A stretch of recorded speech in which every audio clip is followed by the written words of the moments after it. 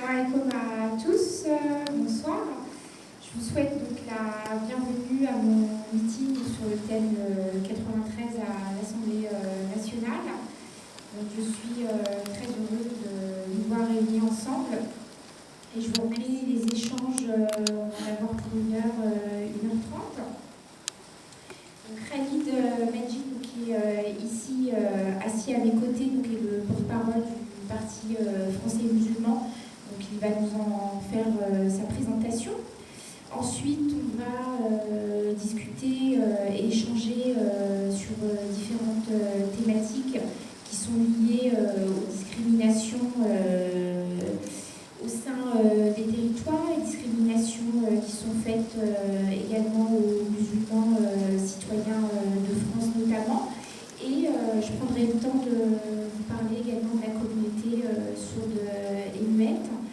Dans un troisième temps, et c'est là tout le cœur du meeting, et c'est de vous parler de comment organiser le 93 à l'Assemblée nationale.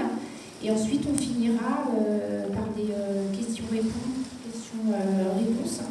Donc, je vous présente là sur le côté Asia, donc, qui l'interprète, qui va signer pour nos invités sourds et malentendants ici présents. Donc, je laisse la parole à Khalid et puis je vous souhaite un excellent moment en notre compagnie.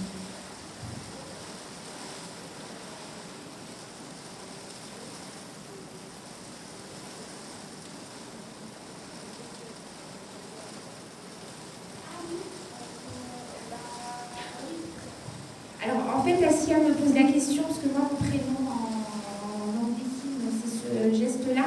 Et elle me pose la question de la gestuelle de Khalid. On va faire un KD, non? Ça va être beaucoup plus rapide. Ou KL, voilà. Prénom? Peut-être, voilà. Voilà. Voilà. Et puis on te trouvera un signe adapté, des signes distinctifs une prochaine fois, Khalid. Ok. On te laisse la parole, Khalid. Bonsoir à tous, merci encore de nous honorer de votre présence. Un jour de semaine, en soirée, avec une météo superbe. Donc, encore merci de venir nous retrouver pour parler d'un sujet qui passionne tout le monde, en l'occurrence la politique. Donc, le Parti français musulman, pour vous en dire trois petites choses, c'est un parti qui est né en 2016-2015. C'est un parti qui a participé aux élections régionales 2016. Vous avez, comme dans tout parti politique, un bureau à sa tête, à la présidence Nizar Morchada, conseiller municipal à Brie-Contrebert, conseiller communautaire à Brie. Vous avez un secrétaire général. Je parle trop vite. Trop bas. C'est mieux là? Ok.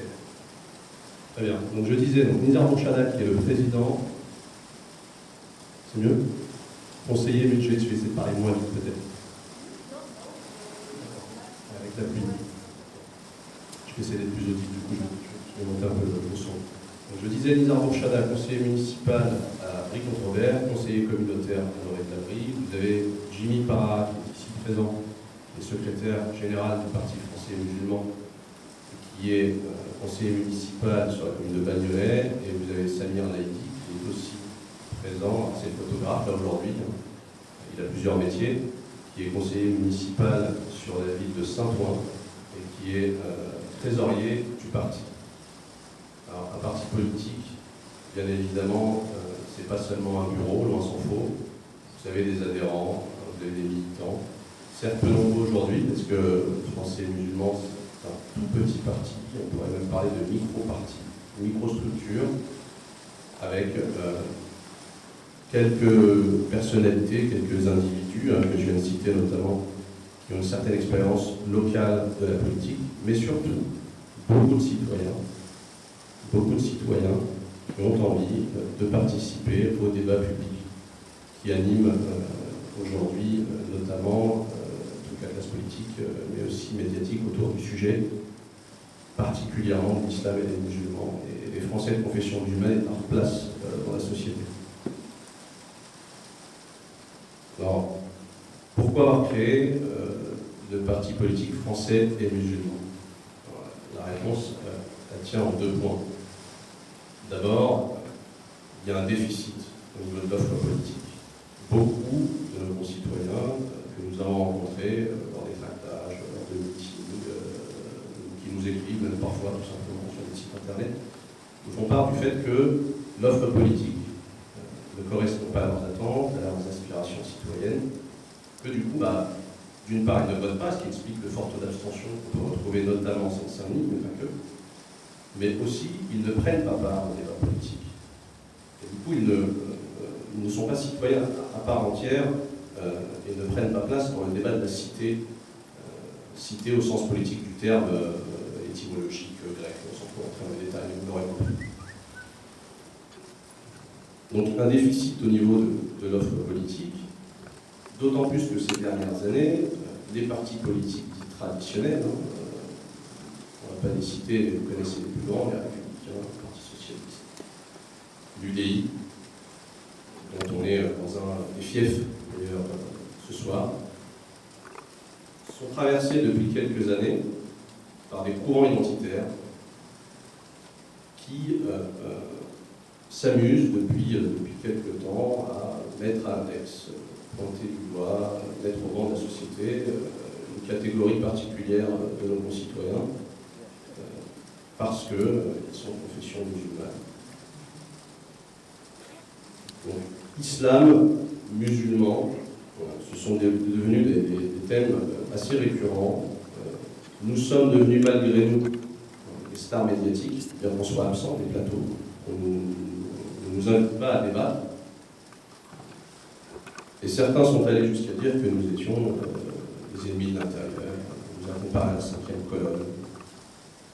Des choses pas très reluisantes. Le deuxième sujet, le deuxième point plutôt, qui explique la genèse, la création de ce parti, c'est le fameux choc des civilisations. On a conditionné nos concitoyens, on leur a expliqué qu'il y avait un choc des civilisations, une théorie américaine qui a été largement apportée ici en France par beaucoup de pseudo-intellectuels, et ça n'est pas nouveau en réalité. Parce que pour beaucoup, l'islam, tel qu'il est pointé du doigt, et les musulmans de manière générale à travers le monde, pour beaucoup, le point de départ, c'est le 11 septembre. En réalité, il n'en est rien, c'est absolument faux. Il y a depuis très longtemps, en France notamment, terre chrétienne, on aime souvent à nous le rappeler, une vision raciste, islamophobe de l'arabe, du sarrasin autrefois. Et pour parler de manière plus concrète, je vous renvoie à une définition que vous pouvez retrouver sur Internet, une définition de l'arabe dans le Larousse de 1948. Donc, quand vous allez dans le Larousse de 1948, vous regardez la définition du mot arabe, la définition est stupéfiante. Race belliqueuse et superstitieuse. On est en 1948. Vous voyez, il n'y a pas si longtemps, mais on est bien avant le 11 septembre 2001. Donc la perception qu'ont aujourd'hui certains de nos concitoyens, elle est le fait d'une théorisation de cette islamophobie dans la classe politique. Et donc on a tendance à renvoyer systématiquement l'image du concitoyen français de confession musulmane, d'un barbare, d'un envahisseur. Voilà, c'est la théorie d'Aladin, je ne sais pas si ça vous parle. Donc, nous sommes nés ici, pour la plupart d'entre nous, nous sommes parfaitement français. Et pour autant, on nous renvoie à des origines, à l'immigration. Voilà. Donc on est clairement dans, comment dirais-je, dans le fantasme absolu. Ouais. 2 solutions se sont offertes à nous quand on a fait ce constat. La première, c'est de rester commentateur finalement de ce qui se passe. Et on voit bien ce que ça donne. On ne prend pas part au vote, on ne prend pas part au débat politique. Donc nous sommes malgré nous un petit peu responsables finalement aussi de ce qui se passe. Donc être dans cette victimisation permanente qui ne fait finalement pas avancer les choses. Et la deuxième solution, c'est le combat. Donc vous avez tout un tas d'associations militantes que je respecte, qui font un travail formidable de conscientisation. Mais pour nous, le vrai combat, il est politique. Et il se mène au sein de l'arène politique. Un problème politique, il faut une réponse, une solution politique. Il a été construit dans ce pays un problème musulman. Ce problème a d'abord été, comme je le disais en préambule, le fait de la classe politique. Donc il faut aller sur le terrain politique, débattre avec ces mêmes politiciens qui font leur choix des musulmans et de l'islam tous les jours. Et c'est une manière pour eux aussi, bien évidemment, de ne pas avouer leurs échecs sur les politiques d'éducation, de sécurité, de logement, de chômage. Nous sommes le parfait bouc émissaire parce que nous sommes absents de la table des débats contradictoires. Donc le vrai combat, pour nous, c'est d'affirmer, déjà dans le nom du parti, notre identité. Notre identité, elle doit être comprise dans sa complexité, dans son altérité. Nous sommes des Français et des musulmans. Et on ne peut pas choisir entre les deux, comme on voudrait nous obliger parfois à le faire. Les deux vont de pair, ils ne sont parfaitement pas antinomiques, bien au contraire.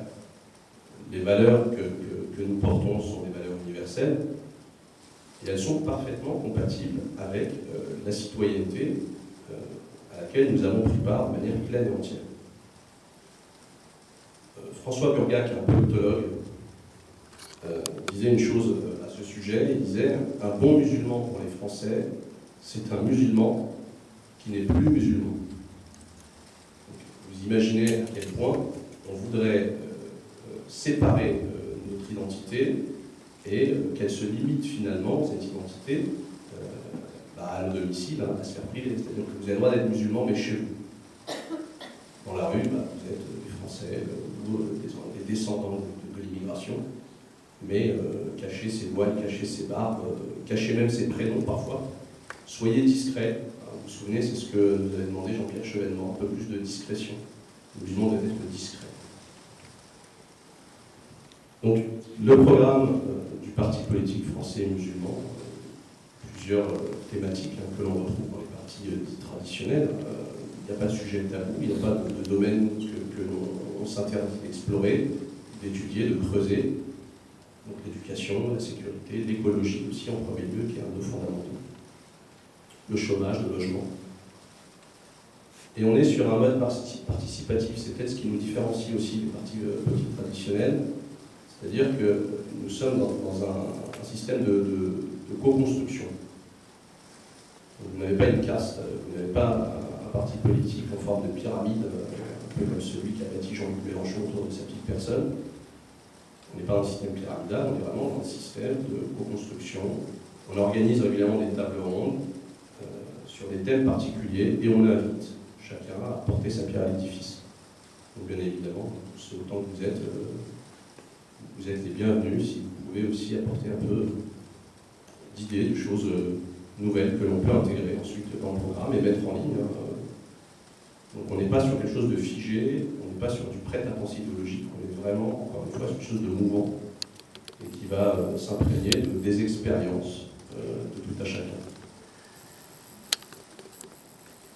Alors souvent, ce que l'on nous demande, c'est pourquoi avoir mis dans le nom de votre parti le terme musulman. On ne nous demande pas pourquoi est-ce qu'on a mis le terme français, ce qui est déjà bien. Par contre, on nous dit pourquoi vous avez mis le terme musulman. Et souvent, ce sont les Français de confession musulmane qui nous font cette remarque. Ils nous disent, français et musulman, c'est bien, mais franchement, musulman, quand même, c'est abusé. Ils voudraient, du coup, être discrets, comme on leur a demandé de le faire, et répondre aux injonctions de la classe politique. Alors, pourquoi musulman? La réponse est claire. On affiche clairement la couleur. On s'inspire de notre éthique, de nos valeurs musulmanes, pour bâtir un programme qui s'adresse à tous. C'est aussi simple que ça. Et donc cette éthique, bien évidemment, est l'inspiration musulmane, l'inspiration islamique. Les valeurs sont aussi l'inspiration musulmane, mais ce sont été des valeurs universelles, basées sur des valeurs de partage, de protection du plus faible, d'équité, de justice. Donc nous ne sommes pas un parti politique religieux, nous ne faisons pas de fatwa, nous n'avons pas de débat, même s'ils sont les bienvenus,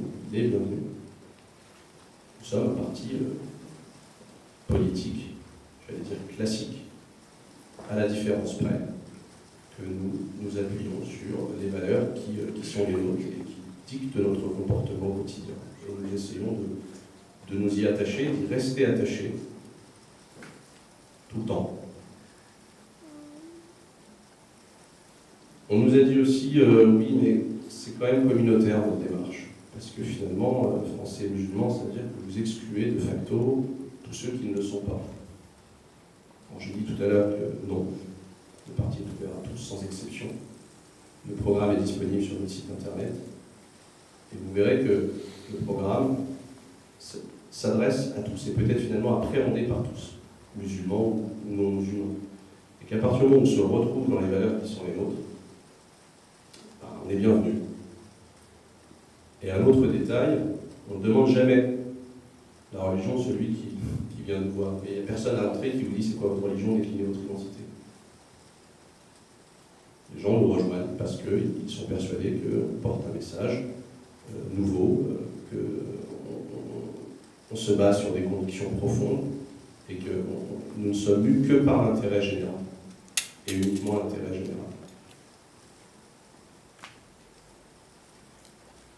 Alors, toujours sur le plan un peu philosophique, la plupart de ceux qui ont bâti ce mouvement, encore tout jeunes, je le disais aussi tout à l'heure, ils sont de passage finalement. C'est-à-dire que nous commençons à bâtir quelque chose, et si demain des gens plus compétents que nous, plus motivés, qui ont plus de temps, nous rejoignent, on cède nos places sans aucun problème, et on vient en soutien. Vous voyez, on n'est pas dans la recherche de pouvoir, de gloire, d'indemnité ou je ne sais quoi d'autre, on est vraiment dans la recherche de l'intérêt commun. Et on pourra vous le démontrer. Une dernière chose, sur ce thème du communautarisme. Si vous regardez bien, le communautarisme, en réalité, c'est celui qui est à l'Assemblée nationale. Vous avez une classe politique qui ne s'est pas renouvelée depuis au moins 50 ans. Vous avez des hommes, une majorité d'hommes d'ailleurs, peut-être 20% de femmes, de type caucasien, plus de 60 ans. Donc en termes de représentativité ou de communautarisme, je pense que nous avons une leçon de recevoir de personnes. Et enfin, une dernière chose, plutôt un exemple, une anecdote, mais qui va vous faire sourire. Rappelez-vous, durant la campagne présidentielle, vous aviez un candidat qui était pressenti pour être président de la République. Vous vous souvenez, il a été rattrapé par un scandale. Monsieur Fillon, en l'occurrence. Monsieur Fillon, vous pouvez retrouver des images. Lors d'un meeting, il a dit expressément qu'il était chrétien. Ça n'a choqué personne. Preuve qu'on peut être habité par des valeurs qu'on va chercher dans une éthique, qu'on va chercher dans une religion, et s'en inspirer pour bâtir un programme et s'en inspirer pour essayer de co-construire, de construire une société plus juste. L'objectif étant de faire primer l'intérêt commun, bien évidemment. Donc, vous avez Fillon qui fait cette allocution télévisée, et vous avez aussi, parallèlement, mais c'est dans la même veine, ce rappel incessant aux racines chrétiennes de la France. Ça fait quelques années, on nous bassine avec « oui, mais les racines chrétiennes de la France ». Alors c'est tantôt les racines chrétiennes de la France, tantôt la laïcité. Laïcité dévoyée, bien évidemment. C'est ce qu'on oppose systématiquement aux Français de confession musulmane. Et un truc drôle, c'est que dès que ces gens-là croisent des femmes voilées dans la rue, tout de suite, ils se rappellent qu'ils sont chrétiens. Ils sont laïcs en temps normal, c'est-à-dire que, ou plutôt athées, mais comme ils ont fait de laïc un synonyme du terme athée, donc ils sont athées, mais dès qu'ils croisent un musulman, tout de suite, ils se souviennent qu'ils étaient chrétiens, et du coup, ils ont besoin d'affirmer les racines chrétiennes de la France. Je vais en finir ici. Si vous avez des questions, on pourra échanger plus longuement sur le parti. Le sujet n'étant pas celui-ci. Ce soir, vous l'avez compris. Le parti, je le disais, c'est un bureau, c'est des adhérents, c'est des militants, mais c'est surtout des candidats. L'objectif étant d'être au rendez-vous lors des élections. Donc, nous avons un rendez-vous le 11 et le 18 juin. Nous avons des candidats ici présents. Vous avez Massa Nathalie qui est candidat sur la 4e circonscription. La deuxième, si je ne dis pas de bêtises, la deuxième, vous avez Nizar Bourchada, le président, qui est arrivé discrètement, qui est candidat également. Vous avez Jéhu Para, vous avez Samir, et vous avez le meilleur pour la fin, Hanan Zawani à côté de moi, qui est donc candidate législative sur la 5e circonscription. Il faut que je fasse attention à ne pas me tromper dans les chiffres, sinon je vais me faire taper sur les doigts. Voilà, merci beaucoup pour votre attention. Donc, Hanan va reprendre la parole et n'hésitez pas à nous interrompre s'il y a des questions, des interrogations, des choses qui n'étaient pas claires. Voilà. Merci, Khalid, effectivement, pour avoir présenté le parti. Donc, je vais vous présenter à vous un petit peu plus dans le détail, vous expliquer quel a été mon cheminement personnel, mon expérience professionnelle et mon vécu dans le monde associatif, qui aujourd'hui m'amène à me présenter en fait à vous en tant que candidate aux législatives, donc sur la 5e circonscription, Khalid, qui compte les villes de Bobigny, de Drancy et du Bourget. Donc je m'appelle Hanan Zawani, comme vous le savez tous, j'ai 40 ans, donc je suis maman de 2 enfants donc, qui ont 19 ans et 14 ans, et j'habite à Drancy. Donc, je suis diplômée en fait d'un BTS Action commerciale et tout mon parcours professionnel s'est fait en fait dans le monde du commerce et de l'entrepreneuriat. Donc, à 23 ans, mon premier poste à responsabilité, c'est un poste de directrice de magasin où j'ai eu effectivement une force de proposition et à manager une équipe de 15 personnes dont j'étais la benjamine. À 27 ans, j'ai décidé effectivement de créer mes propres opportunités professionnelles et de me lancer dans le monde de l'entrepreneuriat. Donc j'ai créé le Liane Spa Beauté. Donc le Liane Spa Beauté, c'est un spa qui était situé à Paris de 380 mètres carrés. Qui avait comme concept la beauté n'est pas universelle, elle est multiple, qui permettait d'accueillir en ce lieu différents soins de beauté et soins du corps venus des différentes cultures du monde. Donc si vous voulez, en réalité, ce concept que j'ai initié, je révélais en réalité ma nature profonde, qui est, bien que française et l'affirmant fièrement, bien que marocaine et l'affirmant fièrement, c'est être aussi une citoyenne du monde. Donc pour cette vision humaniste dans le monde économique, donc j'ai été lauréate de différents prix, donc récompensée du prix Paris Entreprendre, récompensée en tant que du master de l'entreprise qui a révolutionné, voilà, donc du master de l'entreprise qui a révolutionné son marché. Donc remis par Bill Gates en présence de Renaud Dutreuil, donc ministre des PME, en 2007. Voilà, en 2007.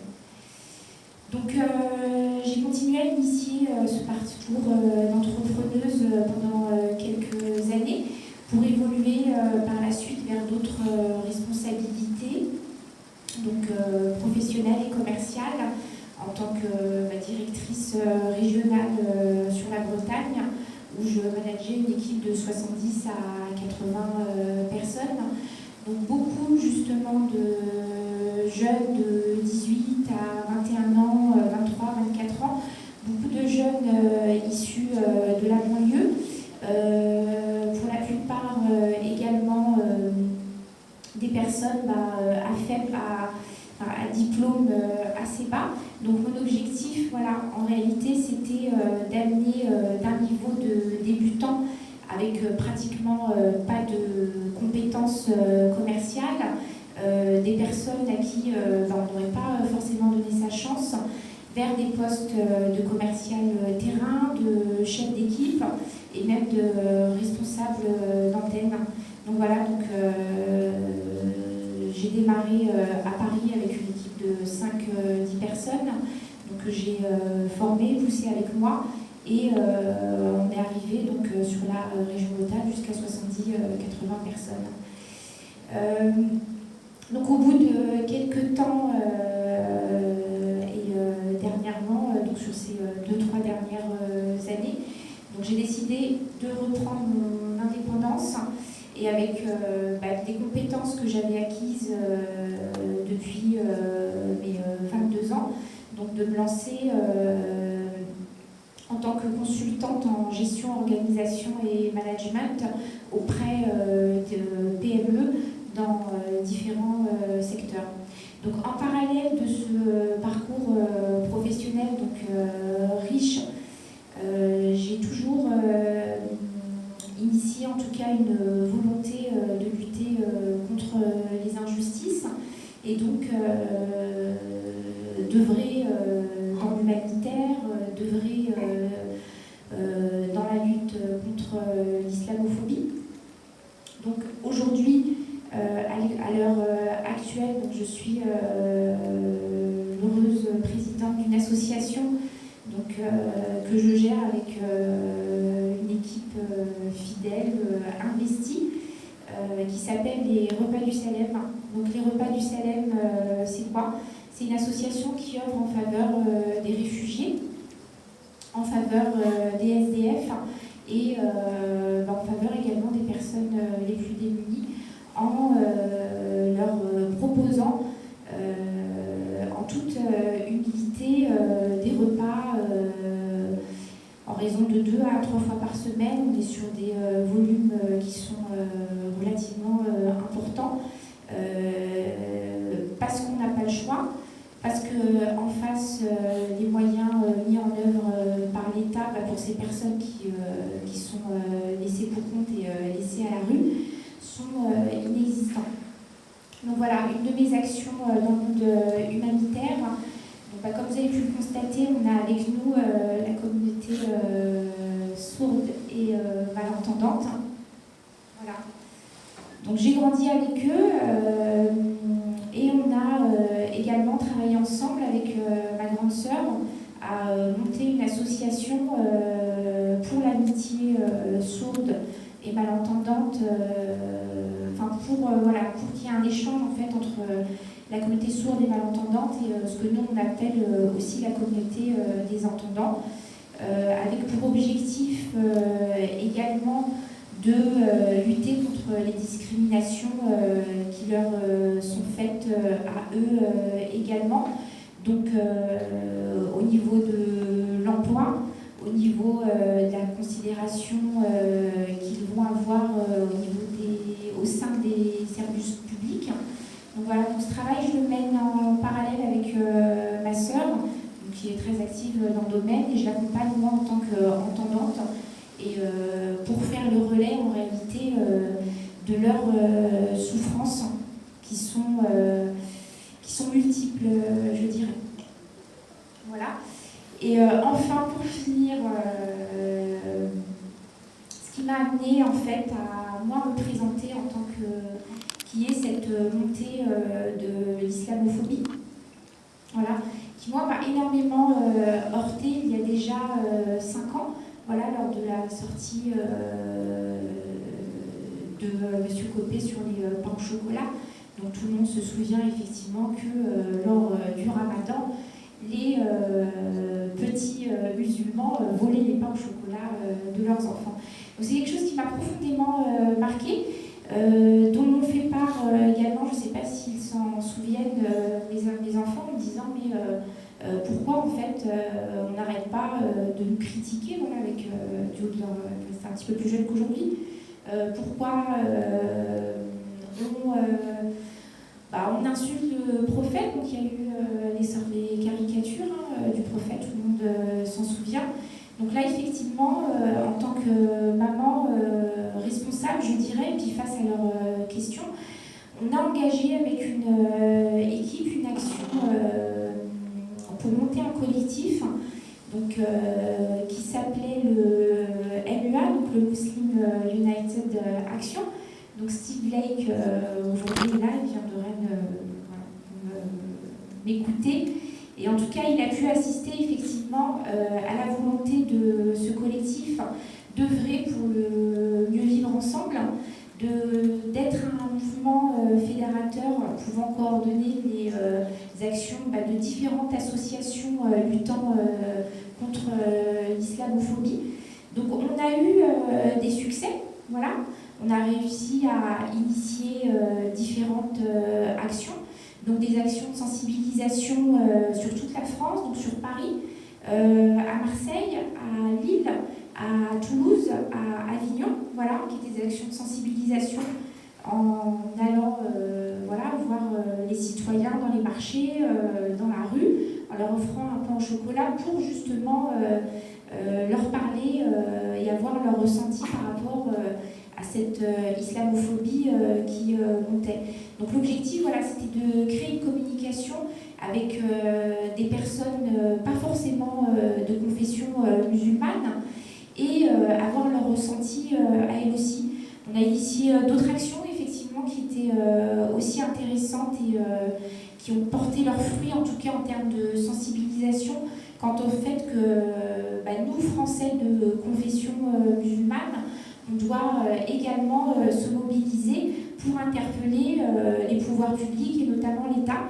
Donc, accompagné de l'équipe du MEA, on a lancé un appel à pétition, ou en tout cas un appel en fait à envoyer ensemble, groupés, en nombre, une lettre au président pour l'interpeller effectivement sur cette montée d'islamophobie qu'on dénonçait et qui en tout cas avait comme conséquence de vraiment scinder et diviser le peuple français entre les musulmans, donc on n'était même plus des Français, on devenait juste des musulmans, et le reste de la population française. Voilà, en quelques mots, sur mon parcours professionnel, mon parcours associatif. Donc, voilà, ce que vous avez peut-être pu constater, c'est que j'ai une vision humaniste du monde, de notre place dans ce monde. J'ai également cette volonté de faire avancer les choses, d'initier un changement et surtout d'initier un échange positif entre aujourd'hui une communauté musulmane, donc français et musulmans, ou juste musulmans, et le reste de la France, voilà.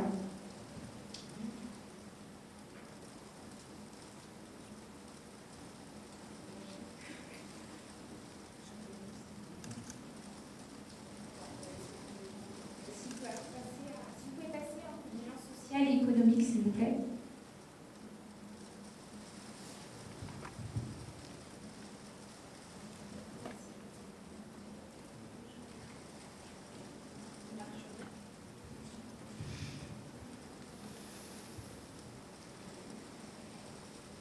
Voilà. Alors aujourd'hui, on ne va pas aborder toutes les thématiques et puis toutes les mesures qui effectivement, que je pourrais porter en tant que députée au sein de l'Assemblée. Donc on a un programme qui a été initié par le parti, par les différents cadres du parti. Qui est un programme en 90 points, donc sur différentes thématiques, sur la justice, l'emploi, l'économie, la diplomatie, le droit international, j'oublie autre chose, voilà, différentes thématiques, voilà, qui nous intéresse, nous, français, voilà, qui nous intéresse, nous, français, dans notre unité, face effectivement à des soucis de la vie quotidienne, que sont l'emploi, la sécurité, etc., etc. Donc toutes ces thématiques-là, vous pouvez les retrouver sur notre site internet. Et moi, en tant que députée élue, j'ai envie de rajouter, et mes collègues ici présents en tant que députés élus, Inch'Allah, j'aimerais rajouter, on portera ces 99 propositions. 99, oui. Voilà. Donc, à titre personnel et suite à une consultation qu'on a initiée avec les membres du parti auprès des citoyens et qui correspondent également à ma personnalité, à mon profil et en tout cas à mes compétences et ce que je peux défendre. Donc, je vais vous présenter en fait 3 mesures phares que je porterai au vote des députés et qui ont pour tronc commun en fait l'intelligence sociale et économique. Vous passez à la prochaine.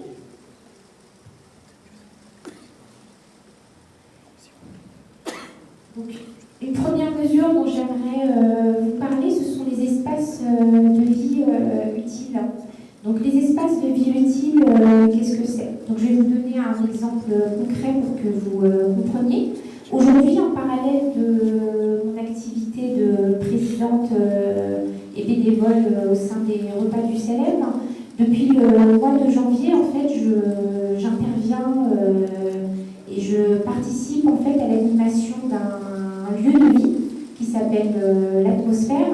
Donc l'atmosphère, c'est quoi? C'est un lieu qui fait 2000 m², qui est aujourd'hui situé à Saint-Ouen, voilà, qui a été réquisitionné par le biais d'une réquisition citoyenne, hein, tout simplement, par son président, Et alors pourquoi est-ce que ce lieu a été réquisitionné? Parce que c'était tout simplement un lieu laissé à l'abandon et qui va être détruit en fait dans quelques temps. Donc aujourd'hui, il y a une réalité en France, c'est qu'on a effectivement des problèmes de logement, que les citoyens ont du mal à se loger, et que à côté de ça, on a des milliers de mètres carrés qui sont laissés vides et vacants, alors qu'on pourrait les utiliser justement pour créer du lien social notamment, pour pouvoir héberger des personnes qui sont à la rue, pour pouvoir initier des initiatives écologiques. Enfin, voilà, on peut faire plein de choses. Donc pour en revenir à mon sujet, l'atmosphère c'est 2000 m² qui sont divisés en plusieurs espaces. Donc vous avez un espace en fait qui permet d'héberger des personnes avec des moyens très faibles et dans l'impossibilité de se loger, d'héberger également des sans-papiers, d'héberger des personnes qui viennent d'Europe, qui n'ont pas forcément les moyens de se loger, voilà, d'héberger tout un public avec des difficultés. Donc c'est ce qu'on fait aujourd'hui à l'atmosphère. On a un espace qui est dédié en fait à l'hébergement, à la prise en charge d'un public défavorisé. Dans cet espace de vie utile, on va retrouver également un autre lieu. On va retrouver une cuisine associative, voilà, qui va permettre à différentes associations justement de venir cuisiner et d'être en lien direct avec les SDF et les personnes dans le besoin. Voilà. On va avoir également un autre espace qui est ce qu'on appelle une salle polyvalente, où on va pouvoir justement initier différents événements. Donc là, sur la ville de Saint-Ouen, on a mis en place différents événements. Donc les jeunes du quartier de Saint-Ouen. Donc c'est eux qui les ont mis en place, enfin, c'est eux qui ont été à l'initiative de tout ça en totale autonomie et indépendance. On a initié également des rassemblements de militants pour la cause de réfugiés. Voilà, je vous donne un petit peu cet exemple-là sur l'atmosphère pour vous dire que une des mesures que je propose justement, c'est d'identifier en tout cas tous ces lieux qui sont laissés à l'abandon, qui sont laissés vacants. Au sein, à Bobigny, par exemple, on a identifié déjà un certain nombre et qui pourraient être utilisés par les citoyens et permettre de mettre en œuvre des initiatives économiques, de créer du lien social, voilà, d'être un lieu de vie. Donc c'est un modèle qu'on peut mettre en place au sein d'une ville. Aujourd'hui, au sein de l'atmosphère, justement, on est en train de valider ce concept pour pouvoir, on le souhaite en tout cas, quand on aura identifié, on a identifié un lieu sur Bobigny, mais quand on sera prêt, voilà, à aller voir la mairie, tout simplement, à leur présenter ce concept. C'est ce qu'on a réussi à en faire, c'est réussite, et qu'on ait une convention d'habitation, donc qui est de toute façon pour une durée déterminée de 1 an, 2 ans, 3 ans, 4 ans, 5 ans. Mais en tout cas, voilà, initier dans chaque circonscription, je pense, des initiatives locales en prenant appui sur ce qu'on a réussi à faire. Ça permet à des mamans qui sont à la maison de venir rencontrer, pourquoi pas, des sourds et muets autour de projets écologiques basés sur l'agriculture urbaine. Après, à l'initiative aussi des citoyens de ces villes, d'être force de proposition, voilà, pour des projets à vocation solidaire et humanitaire, mais qui peuvent permettre également de faire de la réinsertion sociale et professionnelle. Voilà, donc je souhaiterais vraiment généraliser cette mesure à l'ensemble du territoire.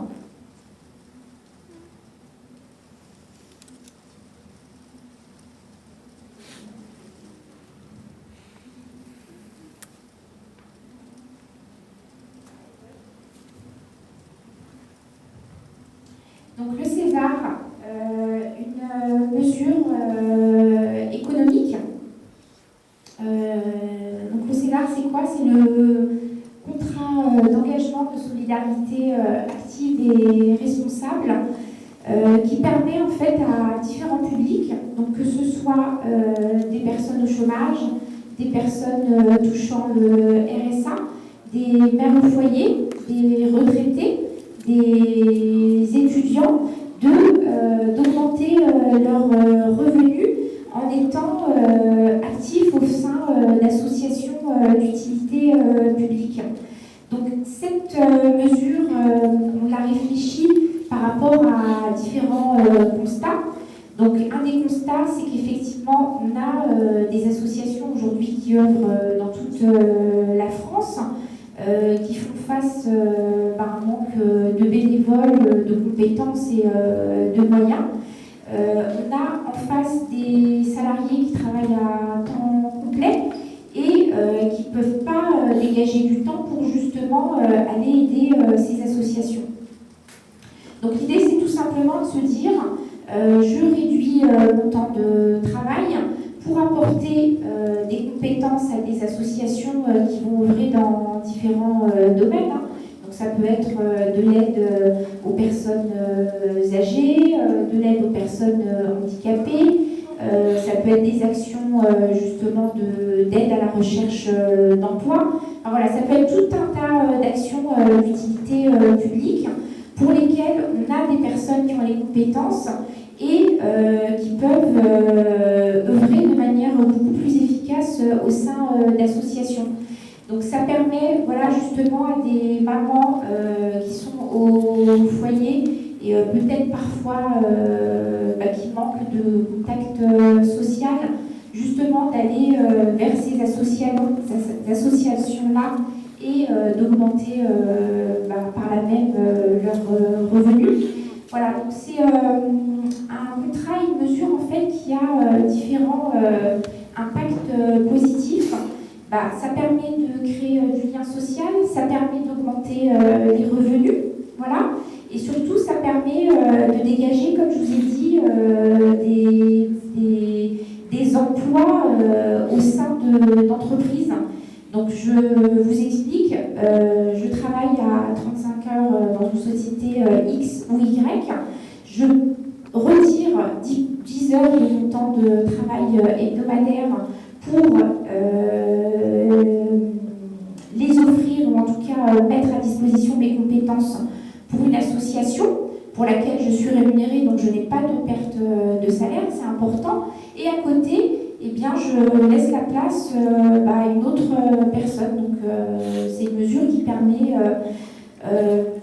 si ce n'est de lutter contre le chômage, de laisser des portes sur des temps partiels plus importants.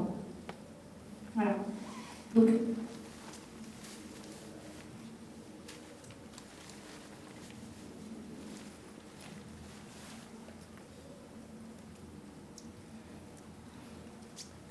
voilà.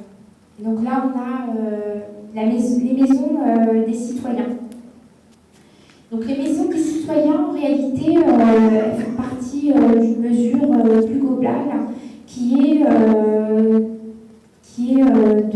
sont les mesures fortes en fait pour inciter à la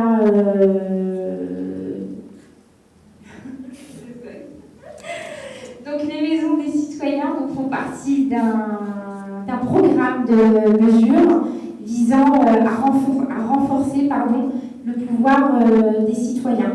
Donc, parmi ces mesures, on retrouve effectivement les maisons des citoyens. On retrouve comme proposition qui sera portée à l'Assemblée nationale la pétition citoyenne comme proposition de loi. On retrouve et on remet à nouveau au vote de l'Assemblée le droit de vote des étrangers et la reconnaissance du vote blanc. Donc pour vous parler des maisons des citoyens et de la manière dont elles vont être animées, donc c'est tout simplement un local, on va demander un local à la mairie, il y en a suffisamment et puis si on n'a pas, de toute manière, on pourra installer les maisons des citoyens au sein de ces espaces de vie utile, donc au sein de ces lieux qui ne sont pas occupés, pour permettre justement aux citoyens de se rencontrer, donc une fois par mois, une fois par semaine, autour des problématiques qu'ils vivent au quotidien, donc qui vont être des problématiques de logement, de sécurité, de culture, enfin voilà, en tout cas, qui soient à l'initiative en fait de projets locaux qui les concernent directement et dont eux en fait seront les initiateurs. Les maisons des citoyens, ça permet également de faire rentrer la politique au cœur de la ville, en se rencontrant, en échangeant effectivement sur les décisions politiques qui sont prises au sein de nos villes par les conseillers municipaux, par les mairies, d'être également force de proposition auprès des maires, des adjoints, des conseillers municipaux qu'on n'a pas forcément l'occasion de rencontrer. Et en tout cas, en étant plusieurs personnes effectivement à se rencontrer, à débattre, on a plus d'idées à apporter et on a en tout cas vocation à être vraiment actif au sein de sa ville. Donc les maisons des citoyens, ça me permettra à moi en tant que députée de venir aussi recueillir votre réalité de vie, de informer de manière précise sur les lois en fait, qui sont portées à l'Assemblée nationale de mes autres députés. Donc si par exemple effectivement une mesure qui est jugée stigmatisante ou qui ne va pas en fait dans le sens de l'intérêt commun est portée à la réflexion des députés, ça permet justement que je fasse le lien avec vous de manière locale, de recueillir votre sentiment, de recueillir vos votes si vous êtes contre cette mesure, de recueillir votre aval. Voilà, on peut faire fonctionner les maisons de citoyens de différentes façons. Et en tout cas, l'objectif, c'est de se dire, on prend un modèle qu'on initie ici au sein de la 5e circonscription, donc sur Bobigny, Drancy et le Bourget. On l'éprouve ensemble, donc on l'aura déjà travaillé de toute manière. Et ensuite, ça permet en réalité de le conceptualiser et de le proposer au niveau national. Donc d'une force locale, maison citoyenne qui est une force locale, on en crée plusieurs au niveau national. Et là, on arrive à avoir une cohésion de la communauté française et avoir un vrai poids auprès des politiques, tout simplement.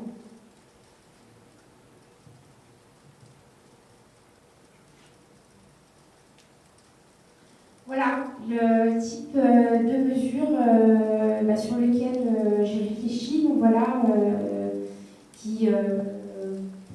voilà, qui sont simples à réaliser et qui en réalité demandent juste de l'investissement humain.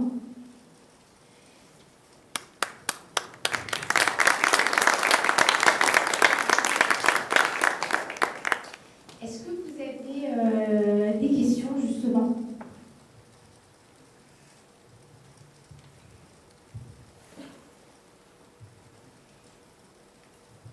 Le micro n'est pas filaire, on peut vous placer dans les rangs.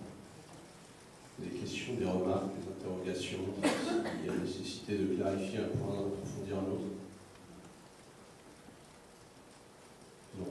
Je vais poser des questions à votre place, du coup. Je vais répondre aux questions que vous n'avez pas posées. Ah, il y a des questions.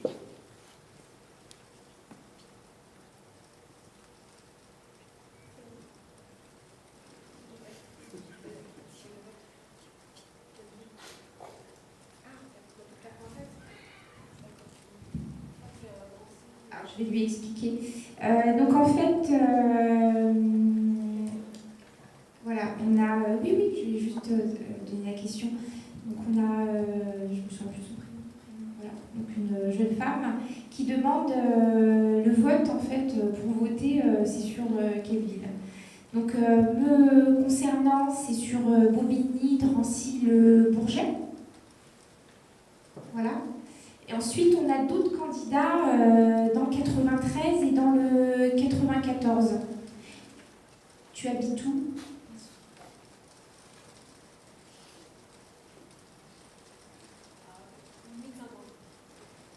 Alors, Saint-Ouen, ça aurait été une bonne chose. On a Samia Maïdi, donc elle habite à Clichy. Clichy 92, c'est ça ?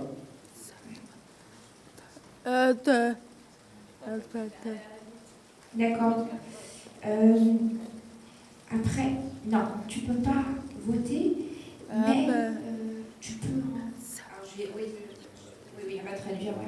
Tu traduis ?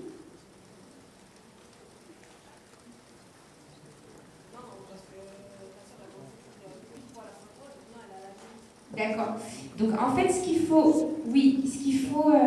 vous compreniez, on a des personnes qui sont de Bobigny, qui sont là, puis des personnes qui viennent un petit peu de partout. Donc pour nous porter à l'Assemblée nationale en tant que députés, on est soumis au vote des citoyens par circonscription.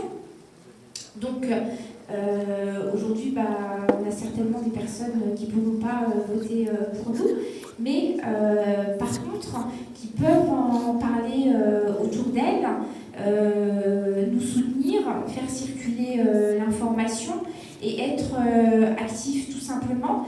Et au-delà de ça, les projets que j'ai...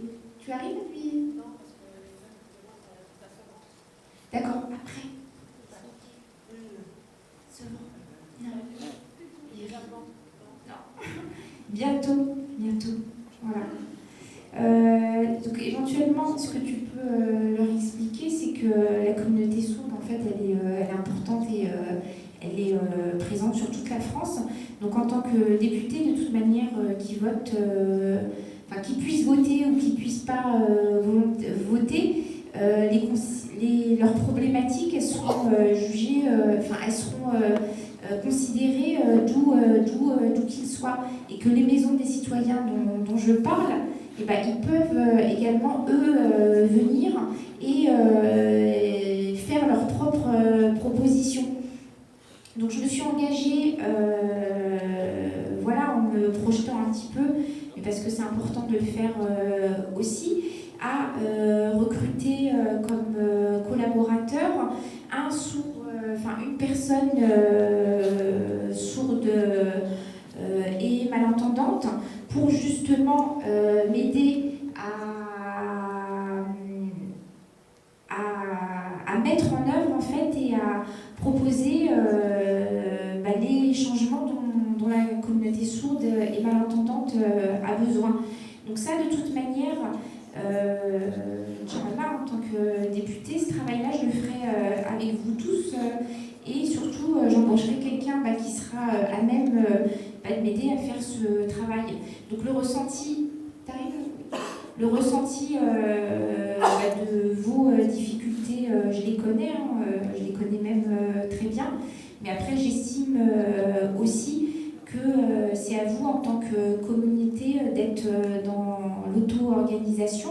Et après, à moi d'être votre relais et votre parole, tout simplement.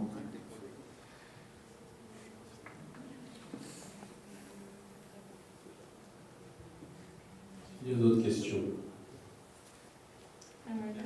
Passez le micro.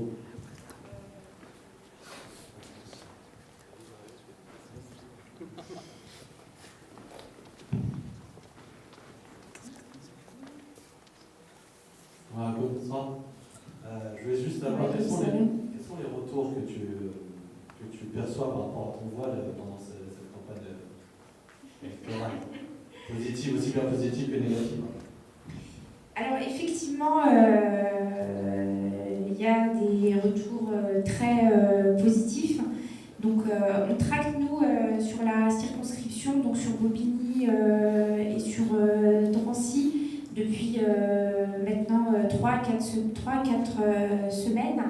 Et les habitants sur le terrain, quand on est je représente pour eux effectivement cette nécessité que nous, Français de confession musulmane, avons à être à l'Assemblée nationale et à être représentés. Donc je sens de la sympathie, et pas forcément que des Français de confession musulmane. Quand je tracte pour tout le monde. Et au passage, je le précise, quand j'agirai aussi pour tout le monde. Donc j'ai absolument, je donne mes tracts à tout le monde, voilà, quelle que soit la couleur, j'y vais franchement. Donc il y en a certains qui refusent parce qu'ils n'ont pas le temps, certains qui ne sont pas de confession musulmane et qui encouragent vraiment, qui me disent écoutez, c'est courageux ce que vous faites, c'est bien. Après, j'ai la force de mon sourire pour moi, donc forcément ça casse les barrières. Et après, dans le monde virtuel, c'est autre chose, parce que les gens, je ne les ai pas en face de moi, ils ne me connaissent pas. Donc l'image qu'ils ont, effectivement, c'est la musulmane voilée qui représente l'intégrisme, l'islamisme, le radicalisme, etc., qui arrive ici pour imposer son voile à l'Assemblée nationale et par son voile en fait imposer une religion qui pour eux est perçue comme négative.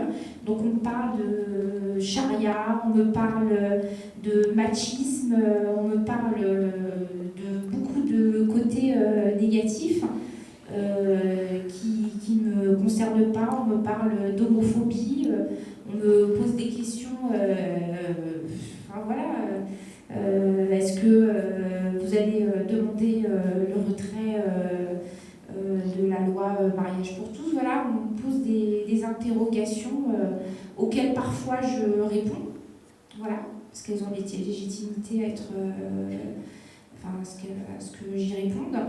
Et puis, quand c'est des insultes, je ne réponds pas. Voilà. En tout cas, voilà, c'est... après, voilà, attention, hein, c'est important de le préciser, les réseaux sociaux, c'est une microsphère. Hein. Donc, effectivement, on a eu 11 millions d'électeurs qui ont voté pour le Front National. Mais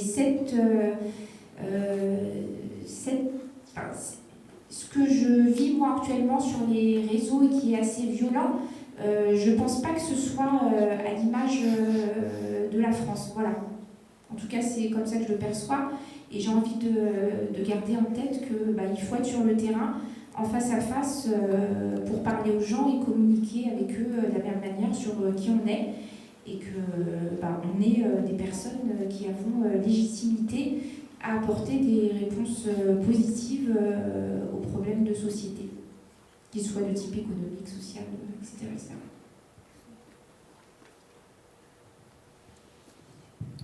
Est-ce qu'elle a répondu à ta question? Il y a d'autres questions?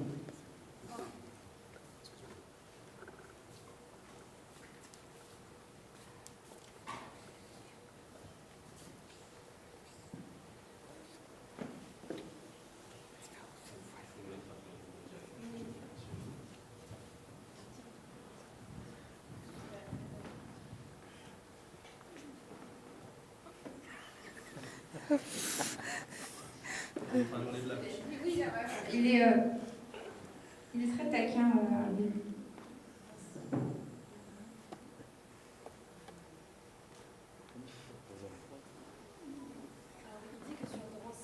Oui. Il y a beaucoup de personnes sourdes. Oui. Moi, au quotidien, il y a pas mal de personnes qui sont sourdes sur Drancy. Oui. Mais il n'y a pas beaucoup d'interprètes. Oui. Donc, il faut comment? Toi qui connais la communauté sourde, etc., tu sais que c'est pas évident d'avoir d'interprètes, même dans tout ce qui est hôpitaux, oui. tout ce qui est administratif et autres. Oui. Pour eux, comment il faut oui. pour ce problème-là, en fait. Voilà. Donc effectivement, la communauté sourde et malentendante, elle a à aller dans les administrations, aller voir des médecins, aller dans les hôpitaux, aller déposer un dossier administratif, à faire de la recherche d'emploi et pour pouvoir communiquer avec ces différentes institutions. Parfois, il est nécessaire d'avoir un interprète. Aujourd'hui, en France, il se trouve qu'il y a un manque criant d'interprètes.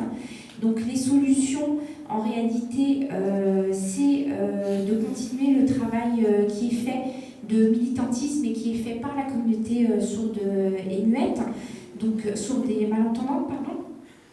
Donc, qui font aussi pression auprès des États, donc il y a auprès de l'État, donc il y a différentes associations qui existent, il y a la Fédération des sourds de France, il y a un certain nombre d'associations qui sont vraiment actives. Après, effectivement, moi, en tant que future députée, Inch'Allah, je pourrais effectivement ouvrir des commissions d'enquête pour qu'on ait une visibilité sur les défaillances et les manques de moyens qui sont mis à disposition pour la communauté sourde et malentendante. Donc c'est c'est en fait d'ouvrir des commissions d'enquête de par position de député, on peut aussi alerter d'un point de vue médiatique. Et au niveau de la formation aujourd'hui, c'est tout simplement en sensibilisant sur la cause de la communauté sourde et malentendante, de donner envie en fait à un public de faire ces formations, voilà, tout simplement. Donc je pense qu'il faut qu'on mette en lumière vos difficultés, et que c'est aussi à nous ensemble de les mettre en lumière en envoyant des pétitions. Enfin voilà, on peut faire beaucoup de choses. Après, est-ce qu'on va régler le souci de ce manque d'interprètes rapidement? Non, c'est un travail de longue haleine, parce que pour être interprète, c'est une formation qui va durer entre 5 à 7 ans. Donc Asma aujourd'hui elle interprète parce que sa maman est sourde et muette. Moi c'est un petit peu, voilà. Asia, j'ai dit Asma. Pardon, Asia. Donc voilà, mais c'est vrai qu'il n'y a pas beaucoup d'interprètes. Il faut mettre en lumière en fait votre cause, tout simplement. Il y a Adèle qui veut poser une question. Il y a une question par là. Ah, oui. Bonsoir. Bonsoir. Alors moi je suis venue par curiosité, parce que je ne connaissais pas du tout ce parti auparavant. Je me demandais s'il y avait d'autres candidats du parti ailleurs. Oui. Alors Nizar Bourchada va prendre la parole à la fin des questions-réponses pour clôturer le meeting. Et il vous présentera tous les candidats un à un. Et surtout, je pense que c'est important de le préciser, il précisera les villes. Donc on est 6 candidats à se présenter sur le 93 et le 94. Et j'ai une autre question. Vous avez évoqué le mariage pour tous, et vous avez une position dessus ou... Alors, on m'a posé la question ce matin dans une interview. Le mariage pour tous, aujourd'hui, c'est une loi qui est là, qui est effective. Le parti français et musulman ne va pas demander à ce qu'on revienne dessus. Et moi, à titre personnel, tout comme je suis pour lutter contre les discriminations, tout comme à titre personnel, j'ai pas à avoir une position discriminante, et en tout cas à lutter contre la liberté d'un individu à faire ses choix de vie. Donc chacun sa liberté, chacun fait comme il veut. Voilà, tout simplement. Donc, Merci. J'avais juste une dernière. Oui. Vous avez dit tout à l'heure que vous défendiez l'intérêt commun, Oui. que ce soit pour les musulmans ou non. Oui. Mais comment est-ce que vous estimez que des personnes non musulmanes puissent s'identifier dans votre parti? Alors, parce que ça s'appelle français musulman. Alors, Khalid, je ne sais pas, vous êtes arrivé il y a longtemps? Ici dans la salle? Oui. Non, je suis désolée, je suis arrivée en fin de... D'accord. Parce qu'en fait, cette question, il l'a abordée, donc je vais lui laisser reprendre la parole. Il le dit très bien.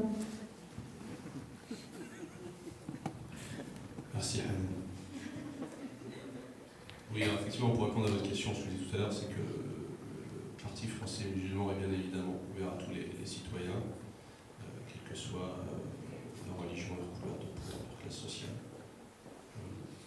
Et effectivement, se retrouver dans un parti, c'est d'abord se retrouver dans son programme, avant de se retrouver dans son nom. Aujourd'hui, parti de citoyens allemands, qui sont des citoyens européens, qui votent pour Angela Merkel, mais qui ne sont pas chrétiens. Alors c'est bien le parti de l'UCD, l'Allemagne, qui est au pouvoir. Donc, c'est bien un parti chrétien dans son nom. Or, dans son programme, c'est ça qui est important finalement, nous avons des mesures qui sont d'ordre universel. Et c'est exactement la même chose pour nous. Donc, notre programme est vraiment universel. Il est teinté notamment d'écologie, il est teinté d'universalisme, il est teinté d'humanisme. Donc je pense que tout un chacun peut très facilement se retrouver dans les mesures que nous portons. En dehors du fait que l'on puisse s'appeler effectivement français, musulman. On espère pouvoir un jour s'appeler uniquement français, quand on sera considéré comme français à part entière. J'ai répondu à votre question. Est-ce qu'il y a d'autres questions?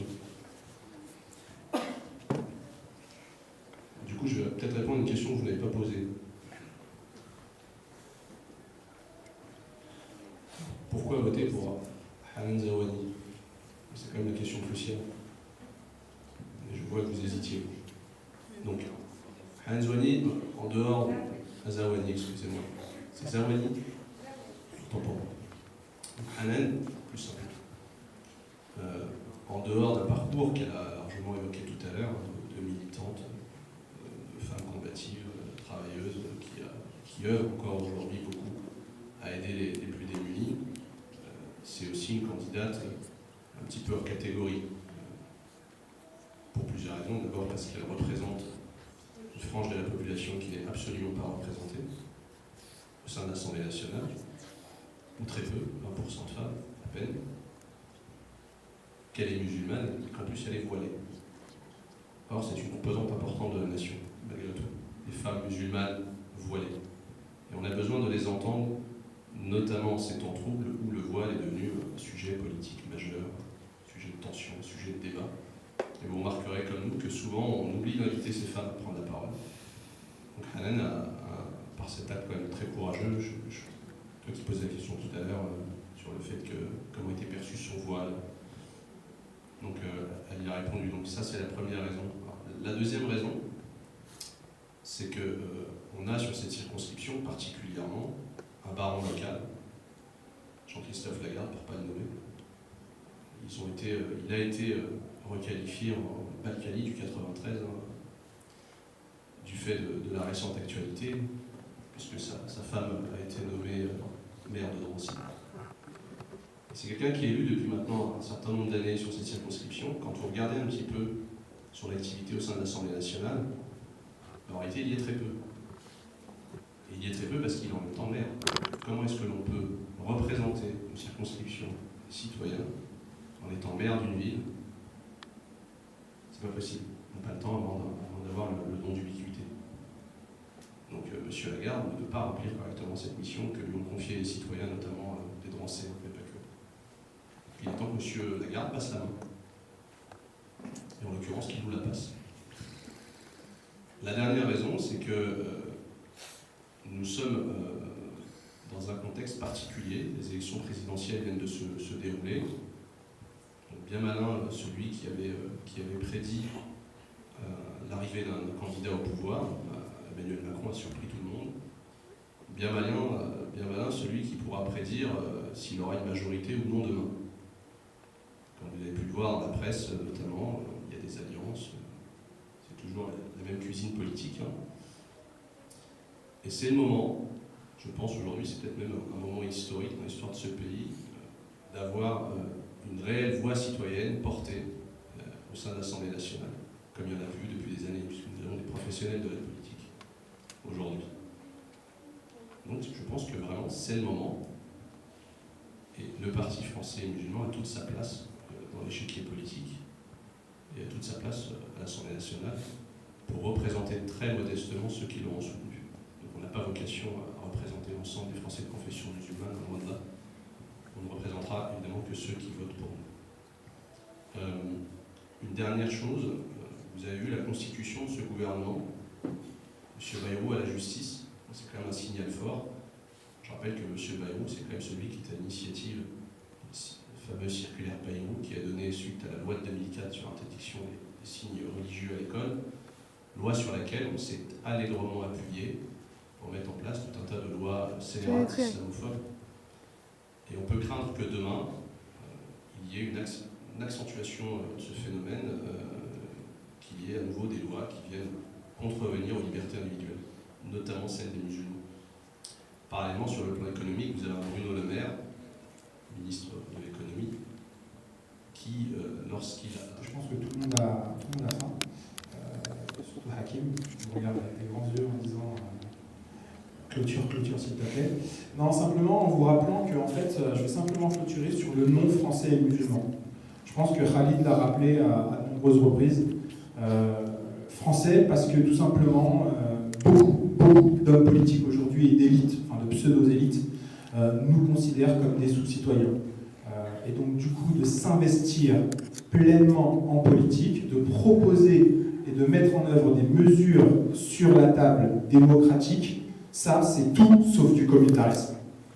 Le communautarisme, c'est un groupe qui se replie sur lui-même. Quand un parti politique se forme et propose des mesures qui sont à destination de tous, sans distinction, c'est tout sauf du communautarisme. Le communautarisme, Khalid l'a rappelé, oui, c'est aujourd'hui les hommes vieux, blancs, issus de la fonction publique qui sont à l'Assemblée nationale. Ça, c'est du communautarisme. Le communautarisme, c'est également les membres des conseils d'administration de l'ensemble des grands groupes. Vous les regardez, vieux, hommes, blancs, c'est la même chose, il n'y a pas de femmes. Ça, c'est du communautarisme. Le communautarisme, il n'est pas chez nous. Et c'est pas parce que justement on met le nom musulman qu'on est communautaire. Regardez notre programme, je me suis présenté aux élections régionales en décembre 2015 avec 225 candidats. Parmi les 225 candidats qui se sont présentés au régional avec moi dans les 8 départements franciliens, il y avait des personnes qui m'ont dit « Nizar, nous souhaitons intégrer ta liste. Pourquoi ? Et je te précise que nous ne sommes pas de confession musulmane. » Ils ont compris notre combat. On a beaucoup, Hanan l'a rappelé tout à l'heure, elle croise tous les jours, on va dire sur le terrain, des personnes qui savent pourquoi on est engagé au niveau politique. Aujourd'hui, les citoyens français de confession musulmane participent à la vie associative, participent à la vie économique de ce pays.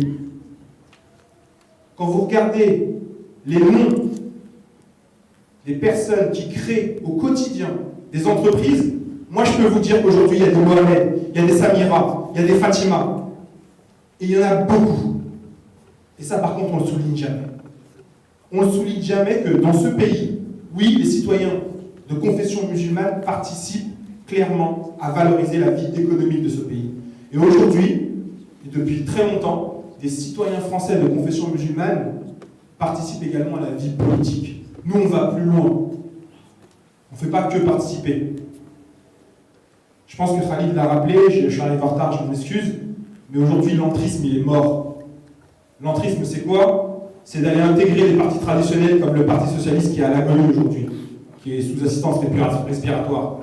D'intégrer l'ancienne UMP et le LR, c'est mort. Aujourd'hui, vous allez les intégrer, ils vont vous considérer comme des porte-valises. Des porte-valises.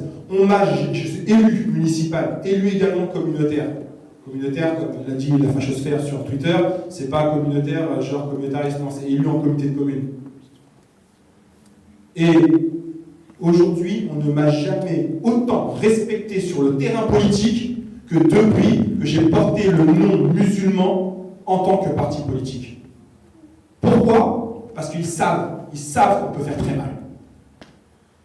Aujourd'hui, si vous regardez sur la circonscription où Hanan se présente, vous regardez le taux d'abstention. Il est juste énorme. Je suis vraiment, c'est très regrettable qu'aujourd'hui, des personnes ne se sont pas déplacées ce soir. Et ce sont ces premières personnes qui, devant BFM, vont râler et dire « Oh là là, mes enfants n'auront aucune chance. Ah là là, un Mohamed a 16 fois moins de chances qu'un Michel d'intégrer un emploi. » Ah, ça va être les premiers à râler devant BFM. Par contre, de s'engager, de se lever un dimanche, d'aller déposer un putain de vote dans l'urne, ça, non, j'ai pas le temps. Alors, je parle pas des abstentionnistes actifs, qui au second tour se sont abstenus ou ont voté blanc. Non, je parle des abstentionnistes, de ceux qui disent que non, la politique, c'est pas fait pour moi. Ah oui, la politique, c'est pas fait pour toi? Quand on viendra te perquisitionner chez toi, qu'on mettra à terre ta femme, qu'on mettra à terre tes enfants, là tu diras la politique ça n'a rien à voir avec moi. Je suis désolé. Aujourd'hui la politique vient jusqu'à chez nous. Jusqu'à embêter nos propres enfants. On a plusieurs lois liberticides. Vous croyez vraiment qu'ils vont s'arrêter juste interdiction du voile à l'école? Vous croyez vraiment qu'ils vont s'arrêter juste d'interdire les nounous? Non, ils vont aller plus loin. Université, emploi, entreprise, et même dans la rue. Vous l'avez entendu dans les présidentielles. Il ne faut pas croire que le danger vient juste du FN. Le FN, c'est un guignol. C'est juste un guignol pour amuser. Non, les vrais islamophobes sont intégrés dans les partis traditionnels. Donc il est vraiment temps de s'organiser politiquement. Et je tiens à rendre hommage à Hakim qui a sorti cette formule que j'adore. c'est l'émancipation politique. L'émancipation politique, c'est quoi? C'est l'indépendance. On ne s'alliera avec aucun parti politique. Aujourd'hui, Français et musulmans présentent 6 binômes de candidats à parité égale, totale. Parmi les 12 candidats, on a 6 hommes et 6 femmes. On a des candidats dans la première circonscription de Seine-Saint-Denis. Il est là-bas, il prend des photos. Samir l'a dit. On a un candidat dans la deuxième circonscription de Seine-Saint-Denis, qui est ici, Moussa El Tatani. On a également un candidat dans la 4e circonscription de Seine-Saint-Denis, Stein, la Courneuve. Vous savez combien on a fait à la Courneuve, au régional? On a fait quasiment 5%. On n'a jamais été frappé une seule fois. On n'a jamais été dans aucun marché. Et on a déposé à peine 3% des bulletins de vote. Parce que c'est les candidats. C'est à la charge des candidats, les bulletins de vote. Et on a fait avec ça quasiment 5%. Montreux, fin fond de Seine-et-Marne, on n'est jamais été une seule fois. Vote électronique, on n'a pas besoin de déposer les bulletins. Combien on a fait? 4%. Vous voulez que je continue encore? Val-de-Marne, dans les circonscriptions, on a fait 5%. Mantes-la-Jolie, il y a des bureaux de vote qui ont dépassé 20%. On est arrivé devant les Verts. Et après, j'entends encore des personnes qui me croisent dans la rue. Ouais, bizarre, c'est pas possible. Tu rêves, tu n'y arriveras jamais. Non, c'est ça, tu n'y arriveras jamais. Mais il faut commencer quelque part. Il faut ouvrir une brèche pour ceux qui continueront le combat. Nous, on sera là peut-être pour 2, 3, 4, 5 ans, Inch'Allah. 10 ans peut-être. Mais d'autres viendront relayer et continueront le combat. Jusqu'à un moment, on aura effectivement des élus. Pourquoi pas au Sénat? Pourquoi pas à l'Assemblée nationale? On est en train de se présenter et faire tout pour. Et puis même, je vous dis juste une chose. Imaginons, un de nos 6 candidats arrive au second tour. Imaginez-vous le séisme. Qu'est-ce qui va se passer? Il va se passer quoi? Un candidat français et musulman face, vous mettez n'importe quoi, face à un candidat de Macron. Qu'est-ce qui va se passer? Front républicain contre nous. On va devenir le FM. FM va devenir le nouveau FN. Pourquoi? Parce qu'ils veulent pas. Ils veulent pas. Donc c'est pas grave. Perdre au second tour, ce sera un choc psychologique pour la France. Et on continuera. On continuera parce qu'on est convaincu que nos mesures sont à destination de tous les Français. Aujourd'hui, Chevènement nous demande à tous d'être des musulmans discrets. Eh ben non, on va se présenter avec l'étiquette musulman et on va le mettre noir sur blanc. Et il y a plein de personnes qui vont passer dans les rangs des bulletins de vote et qui vont voir le mot musulman. J'imagine leur tête. Bon, je ne vais pas m'éterniser. En tout cas, je vous remercie d'être venus ce soir. Franchement, faites parler de la candidature de Hanen. Parlez-en autour de vous. Envoyez des textos, envoyez des messages, appelez des personnes. Essayez de mobiliser les gens autour de vous. On a des élus dans la salle également, à Bobigny. Parlez-en autour de vous, soutenez-nous et faites en sorte que Hanen, avec son très beau slogan « Une femme à vos côtés », soit réellement élue à l'Assemblée nationale et je pense que ça sera la seule et unique députée à être réellement à vos côtés parce que tout le reste, en fait, ce qu'ils veulent, c'est le khobz. J'ai terminé avec le mot khobz. Merci, ça va bien. Merci à toi.